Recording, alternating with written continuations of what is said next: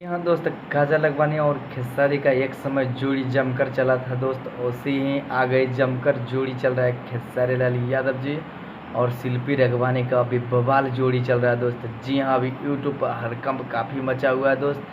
जी हाँ, खेसारी लाल यादव और शिल्पी रघवानी की जोड़ी अभी जमकर चल रहा है दोस्त। जी हाँ दोस्त, खेसारी लाल यादव और काजल लखवानी में अभी तो काफ़ी दुश्मनी चल रहा है दोस्त। जी हाँ, उनको जाने के बाद अभी आ गए शिल्पी रघवानी खेसारी लाल यादव जी के जोड़ी दम में भी जमकर चल रहा है दोस्त। बहुत काफ़ी धुआं मचा रहा है अभी यूट्यूब पर दोस्त। जी हाँ दोस्त, शिल्पी रघवानी और खेसारी लाल यादव जी का भी कोई जोड़ा नहीं है दोस्त। यूट्यूब में अभी बहुत काफ़ी हड़कंप मचाए हुए हैं दोस्त। बहुत मज़ा आ रहा है दोस्त। जी हाँ दोस्त, अभी इन दिनों तो अभी बहुत काफ़ी प्रचलित है दोस्त। बहुत काफ़ी अभी धुआं मचा रही है।